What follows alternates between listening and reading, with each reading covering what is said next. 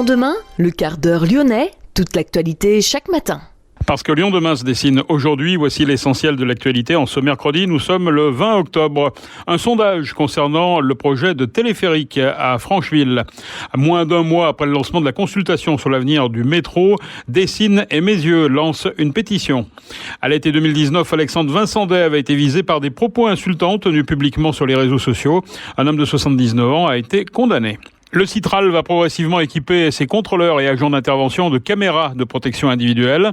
La ligne TGV entre Paris et Lyon va se moderniser en prévision de l'arrivée de la concurrence. 4000 offres d'emploi proposées à Lyon dans le cadre du village des recruteurs qui se tient aujourd'hui et demain à Bellecour. Pour nous en parler dans cette édition, Antoine Thalys, son organisateur.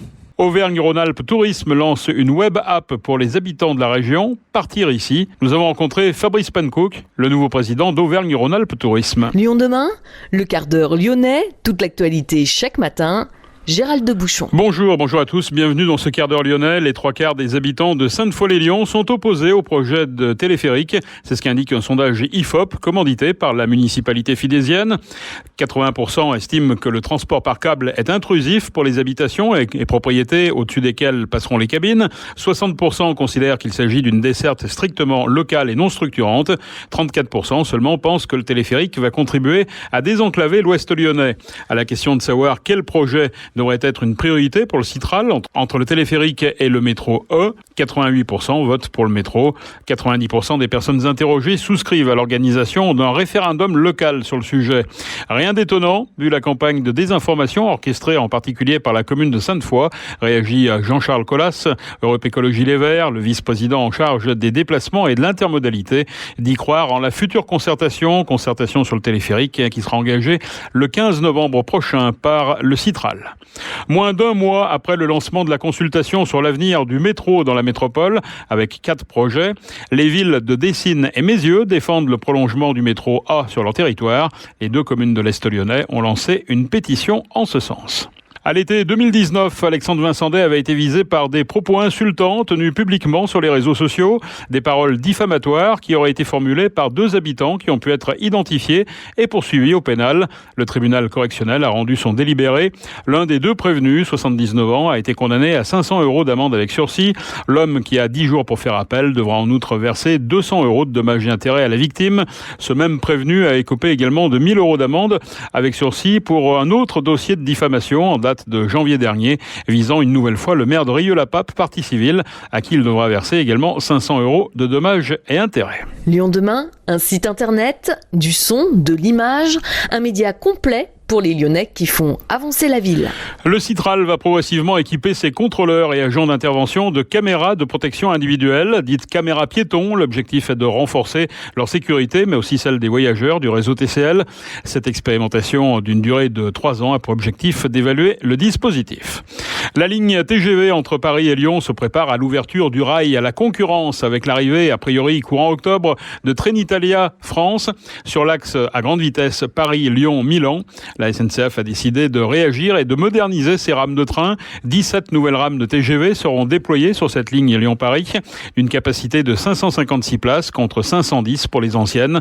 Elles permettront donc d'augmenter le nombre de passagers transportés tout en offrant également plus de confort. Il sera notamment possible de transporter son vélo plus facilement grâce à la création d'espaces dédiés. Plus de 4000 offres d'emploi seront proposées à Lyon dans le cadre du village des recruteurs qui se tient aujourd'hui et demain à Place Bellecour. Après une session 2020 en virtuel, l'événement est de retour en présentiel. Cette 6e édition mobilisera plus de 100 acteurs de l'emploi.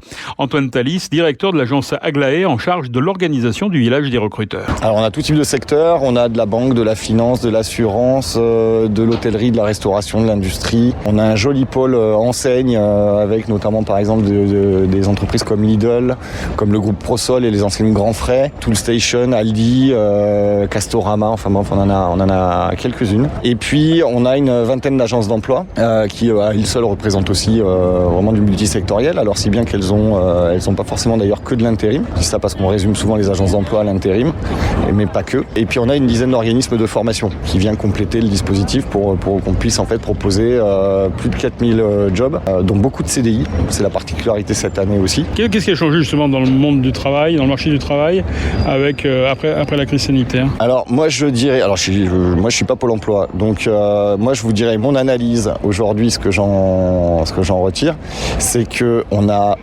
beaucoup d'entreprises et même beaucoup plus qu'en 2019 qui recrutent. Donc d'une part, une augmentation conséquente du nombre de postes à pourvoir, pour un nombre de candidats qui lui n'a pas forcément augmenté, voire même diminué. Si on prend le cas de l'hôtellerie, de la restauration, on a carrément des candidats qui ont fui le secteur et qui sont allés se reconvertir pour faire d'autres choses.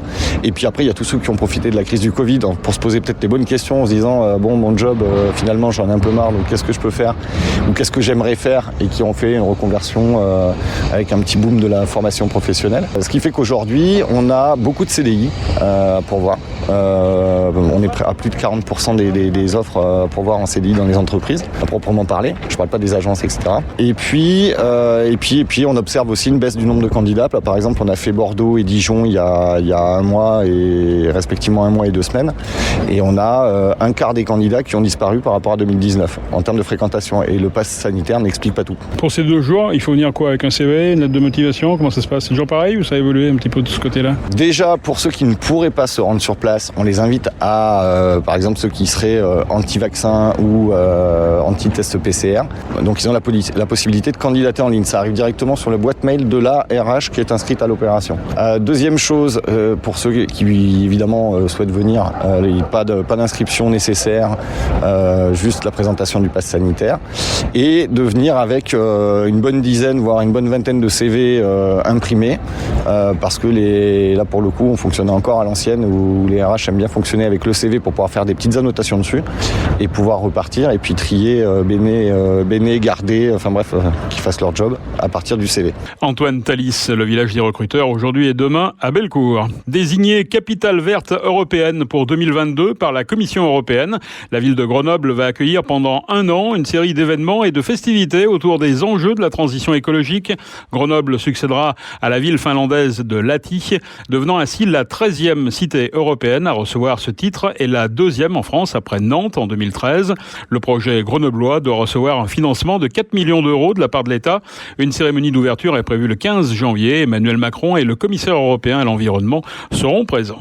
Auvergne-Rhône-Alpes Tourisme lance une web app pour les habitants de la région. Elle répond au doux nom de Partir ici. Partir ici valorise des offres touristiques durables, responsables, bienveillantes. Nous avons rencontré Fabrice Pankouk, c'est le nouveau président d'Auvergne-Rhône-Alpes Tourisme. Alors c'est d'abord une vraie innovation sur le plan digital, avec un objectif qui est de pouvoir proposer une quantité d'offres. Alors aujourd'hui c'est un peu plus de 2000 d'offres qui sont disponibles sur le territoire d'Auvergne-Rhône-Alpes. Le principe c'est de dire, et le nom l'explique bien, quelles sont les possibilités de tourisme en proximité. Alors, ça peut être une proximité sur l'ensemble du territoire, donc je peux quand même faire 4 heures si j'en ai envie, mais l'objectif, c'est de proposer tout ce qui existe et ce qu'on fait de meilleur sur le territoire régional. Je dis ce qu'il y a de meilleur parce que nous avons travaillé aussi autour d'un socle de valeurs. C'est pas le tout d'en avoir envie, à un moment donné, d'être dans ce référencement. C'est aussi d'avoir répondu. Les acteurs du tourisme qui sont référencés ont répondu à un moment donné dans le cadre d'un autodiagnostic autour des valeurs du développement durable sur le plan économique, sur le plan social et sur le plan environnemental, de leurs pratiques, de leur manière avec laquelle ils travaillent. Je suis restaurateur, est-ce que je me fournis par des filières courtes, par exemple? Voilà le genre de questions qu'on peut se poser. Quelles sont les clés d'entrée quand on recherche un établissement ou une activité? Alors les clés d'entrée quand on est usager de l'application, de la web application, c'est de rentrer le secteur sur lequel nous sommes ou sur lequel nous souhaitons aller. Je veux aller 2 jours à Chamonix, c'est pas très loin de chez moi. Je rentre Chamonix et on va me faire une proposition de ce que je vais pouvoir retrouver sur le territoire. C'est la manière avec laquelle on travaille.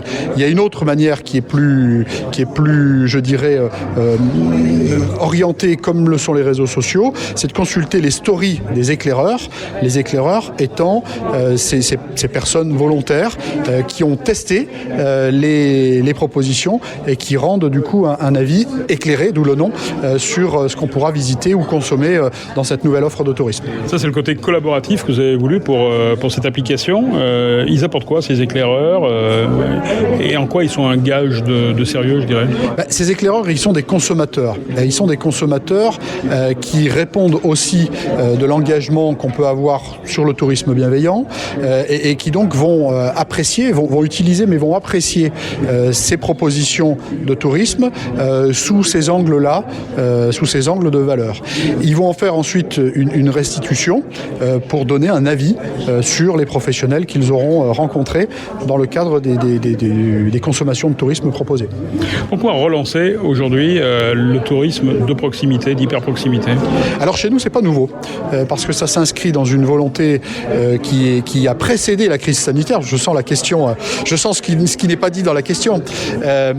C'est plus un socle de valeur qui est propre à Auvergne-Rhône-Alpes Tourisme, avec cette volonté de pouvoir proposer des choses en local et un socle de valeur, comme je l'ai dit déjà. La crise sanitaire, elle a finalement catalysé ce besoin pour les usagers, pour les consommateurs, et elle vient finalement confirmer l'engagement qui était le nôtre. Donc on a une réponse qui se met en place dans une actualité, je dirais, mais alors que ce n'est que le reflet d'une anticipation. Ça veut dire aussi que le touriste a changé. Aujourd'hui, on s'attend à ce qu'il y ait moins, par exemple, de tourisme internationaux. Il n'y a pas que le tourisme qui a changé. Je crois qu'on est dans une transition d'ensemble de nos territoires. On est dans une culture aussi qui a évolué. La crise sanitaire a d'ailleurs accompagné et catalysé, là encore, cette transition qui est en cours, ces transitions qui sont en cours, cette culture qui évolue.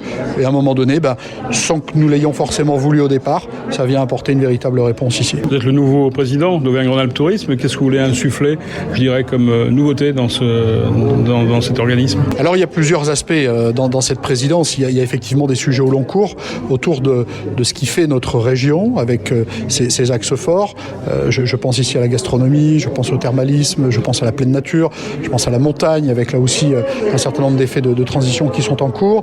Vous voyez, tous ces 5 axes-là qui sont importants, ça c'est du travail au fil de l'eau et de long terme. On a 2 sujets d'urgence qui sont juste devant nous. On a le sujet de la sortie de crise, parce que malgré tout, nous n'en sommes pas encore complètement sortis. Et il y a question de l'emploi.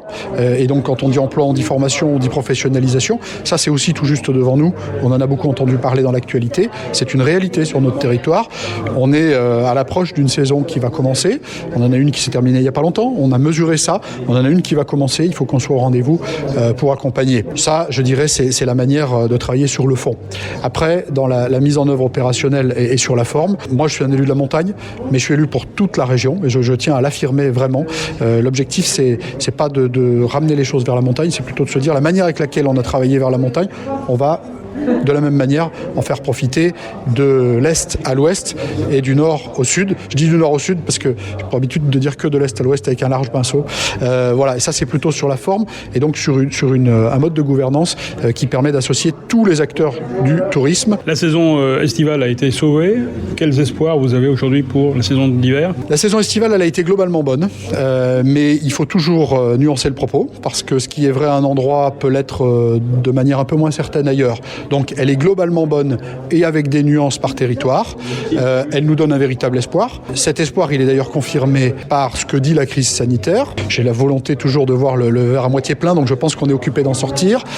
Les dernières annonces gouvernementales sont plutôt favorables à la manière avec laquelle on peut appréhender la saison d'hiver. Donc je suis plein d'espoir sur ce qui va pouvoir se produire dans les mois qui viennent. Et ce dont j'ai la certitude, parce que ça, c'est pas du doigt mouillé, c'est du constat vérifié, c'est qu'il y a une véritable envie d'évasion. Alors parfois ici, mais aussi parfois un peu plus loin.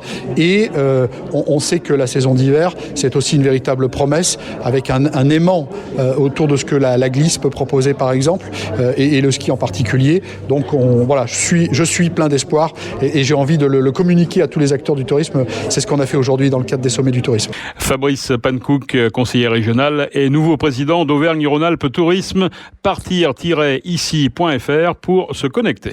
Gymnastique, les mondiaux, pas de finale pour Cyril Thomason. En effet, le Lyonnais a chuté en qualification du cheval d'arçon. C'était hier matin au championnat du monde au Japon. Et puis le nouveau film de Christophe Honoré s'intitulera Le Lycéen. Son tournage se déroulera en janvier et février prochain en région Rhône-Alpes. La production recherche plusieurs profils de figurants et de comédiens pour jouer des petits rôles. Pour postuler, il suffit de se connecter sur le site castprod.com. Seules les personnes retenues seront contactées, précise la production. Le casting a lieu en tout cas cette semaine. C'est la fin de ce quart d'heure lyonnais. Merci de l'avoir suivi. On se retrouve demain, même heure, mêmes antennes. En attendant, passez une excellente journée.